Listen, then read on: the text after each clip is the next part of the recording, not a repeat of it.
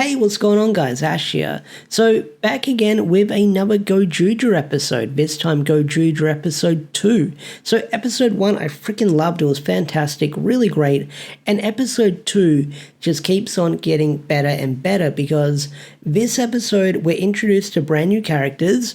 We've got some lore being set up with the villains, some interesting stuff going on there, but not only that, we're slowly being introduced to the characters in the world around us. So, the whole premise of this episode is that the Red Ranger needs to pay rent somehow. He's still job hunting. The cafe lady says, hey, I need you to find a job because, rent's due. You keep saying next month you're good, but rent hasn't came yet. And she wants money, which makes sense. We all got to pay money to pay the bills. And the bad guys end up grabbing her and they turn her into the monster of the week, which is a treasure hunting monster that wants to be number one, which is going to be the theme of a lot of the monsters as the show goes on. The monsters of the week want to be number one. This week's monster wanted to be the number one treasure hunter. So we got wacky shenanigans with our heroes as instead of fighting the monster right away, they get into a fight, they get their ass handed to them, it turns into a little bit of a game where they have to find treasure all around Japan or all around the city. And we're introduced to our Yellow Ranger and our Blue Ranger, GozyuLeon, GozyuTyranno, where the Blue Ranger is called Byakuya and the Yellow Ranger is called Byakuyami. So the Blue Ranger is a pop star. He takes advantage of people and he's a bit of a weirdo, but he's a lot of fun. And then we've got our GozyuTyranno Byakuyami, who is insane, where he worships the Tegasword, which is something we found about in the character bio as well. And one of our first major introductions to him when he wasn't sniping Horo at the start of the episode when he was battling Natsumi is that when he makes his introduction to the monster of the week, he carries down a piano and starts playing it, and then the Blue Ranger almost breaks in the song. So right away we're getting set up with these characters to understand what they're about. But not only that, you have this one scene where Horo is using Tegasword to dig up treasure in the park, and he doesn't like that he's using a god, or the Yellow Ranger doesn't like that Horo is using a god for simple means. So he's got super strength, he picks up a tree, picks up boulders and starts hurling it at the Tegasword, which was wacky, silly fun. I definitely got a kick out of it a lot.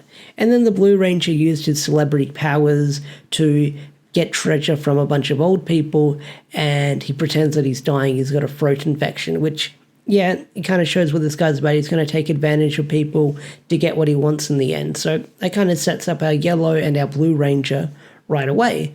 Now, the bad guys in these episodes, there's something being set up with them in this episode as we see Fire Candle. Fire Candle is a lot of fun.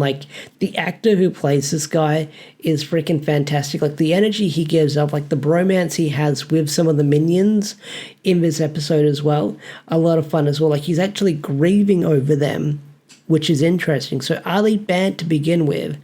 But one thing we learn is that they have the Queen, where behind these doors we see this giant mecha head that looks like a queen. It looks like a female giant mecha head. So is this the antagonist? Is this the female Tegasword that we'll see? No idea. So what's going on with that? I want to find out what's going on with that as the show goes on, because they don't draw on it for too long. They don't draw on it for too long. It's oh, we got to help the queen, and we see her in the background. Then at the end of the episode, we see her eyes glowing. So we're definitely going to get more lore on the Queen stuff later down the line. But also the bad guys are Bocat and Candlefire.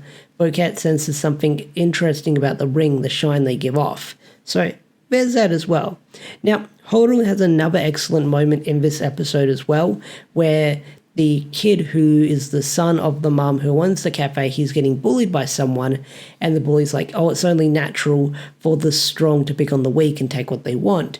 And Horo approaches him and says, oh, that means I can take what you're taking from him because you're weak, I'm strong, and that's how the natural order goes. So right away, Horo's a really freaking awesome character. I like him a lot. He's an awesome Red Ranger. He's a bit of everything all over the place when it comes to Red Rangers.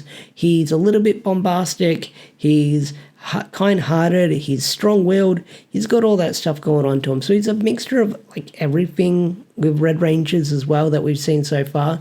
So I like that. I liked it a lot with him. Now, one of the things that's also shown off in this episode is the Sentai ring change, which is something we saw in the trailers a while ago, and we actually get to see it here, where we get to see GozyuLeon turn into Boon Boon Red. So what the powers are, they basically use the ring, they put it in, they spin it around, they clap, and then they turn into the Sentai Red Ranger, except they've got their little plates on with their rings around them. So like that chest piece that the Red Rangers or the Rangers have, that is what they'll have on the suit. And we've seen a couple of them here and there in previews. Like next week, we're going to see Orange Red or Zeo Red in next week's episode. So that's going to be really interesting. Like Orange suits are really freaking clean in my opinion. So excited to see them in glorious HD. Will we see an Orange 30th anniversary this year? But the whole premise of this episode is the treasure hunt. The treasure hunt happens. Horo ends up winning because he says, I'm going to take matters into my own hands. He's like, it's a treasure hunt, so we take what's ours.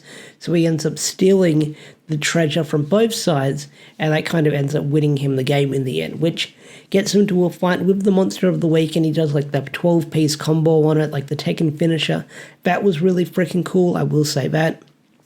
But this episode was really great. Like, this episode I really did enjoy. Like, we're only on episode 2, and we met our blue, we met our yellow, we met our green at the end, and green is going to make an appearance at the end of next week's episode, judging from how the trailer went. So we'll see our Green Rangers soon, later down the line. So it's still establishing the team as the show goes on.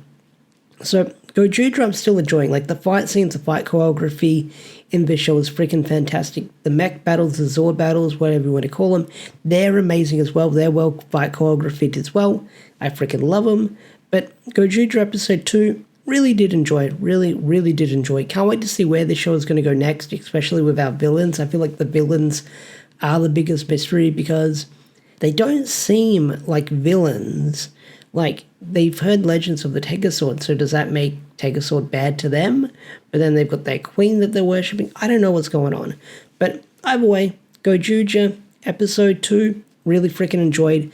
Can't wait to see where episode 3 is going to go. We're going to have Don Momotaro come back, and I freaking love Don Momotaro. I mean, it's going to be the actor but playing a different role. But I'm curious to see how he's going to play this role, because apparently he's playing a politician, so we'll see how that goes. Because, you know, Momotaro's like bombastic in Don Brothers, and now it looks like he's playing like a calm-minded politician.